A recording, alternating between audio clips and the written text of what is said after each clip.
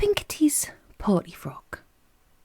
Pinkity was a pixie who loved to go to parties. She went to the rabbits' parties and to the mouse picnics. She loved going to the fairies' parties, and dear me, what a treat it was to go to a party at the palace.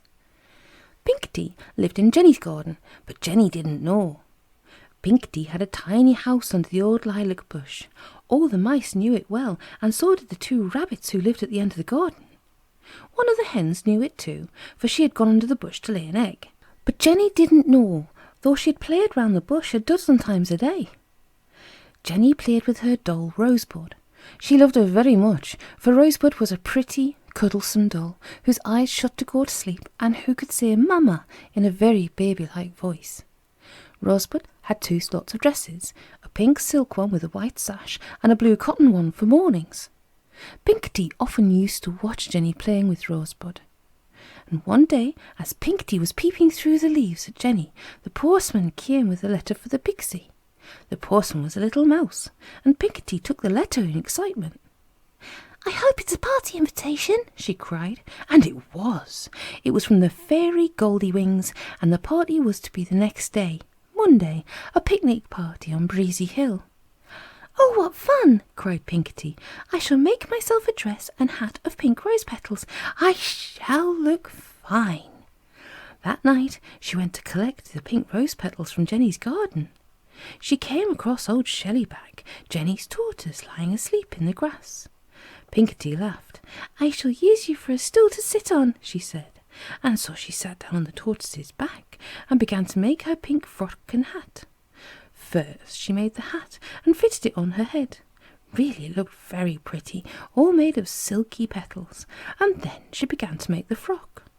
She worked until dawn, and then she had to go and fetch some more pink thread from her little house.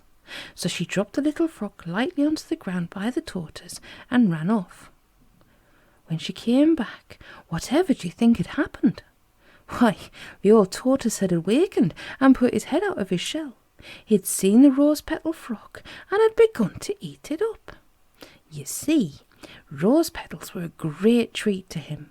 He loved to feast of them and didn't often get them. So when he saw the rose-petal frock, he began to gobble it up in delight. Well, poor Pinkity sat down and cried when she saw what was happening. "You horrid, unkind thing," she sobbed. "I've spent all night making my new frock, and you eat it in about 2 minutes. "Oh, sorry," said Shellyback. "I didn't know it was a frock. I thought it was just rose petals, and I'm very fond of them." "It's Monday morning now, and there won't be time to make myself a frock again," sobbed Pinkity. "I shan't be able to go to the picnic this afternoon." "I'm very, very sorry," said Shellyback again. He did wish he could do something. Pinkity slipped back to her house under the bush, still crying.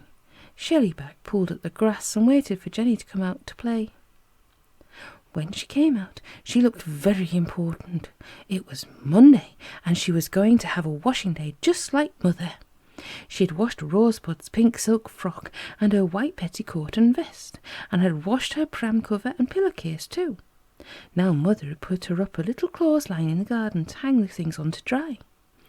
The tortoise watched Jenny pegging up all the clothes. He wished he could tell her about Pinkity, but he had only a hiss for a voice, and Jenny wouldn't understand. Jenny went indoors then to get her hat and coat for a walk.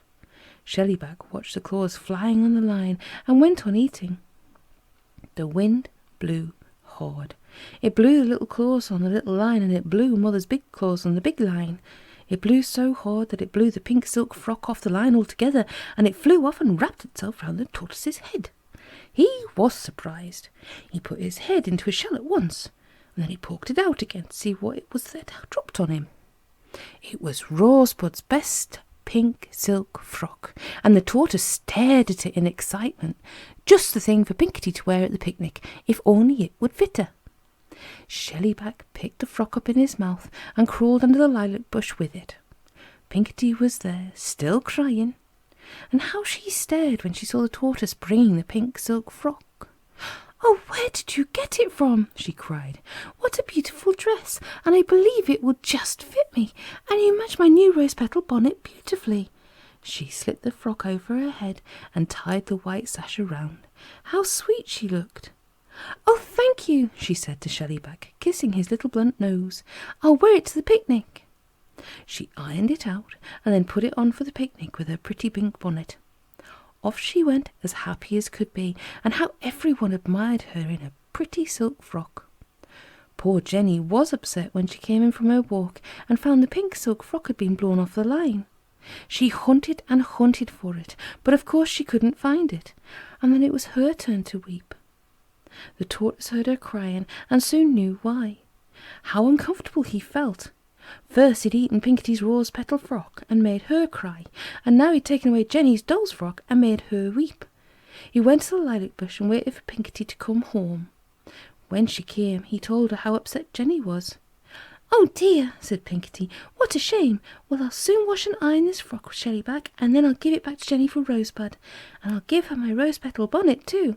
It should fit the doll nicely." So that evening, Pinkity washed and ironed the pink frock, and then packed it up in a little box with the pink bonnet too. She flew up to the nursery window, slipped in at the top, and left the box on the table. When Jenny found it and opened it the next morning, she could hardly believe her eyes. "Oh, look," she said, "here's my doll's frock back, and a lovely rose petal bonnet too. It will just fit Rosebud." And so it did, and she wears it every time she goes out. Jenny would so love to know who made it. Shellyback has told her heaps of times, but she doesn't understand his hisses. I wish I could tell her, don't you?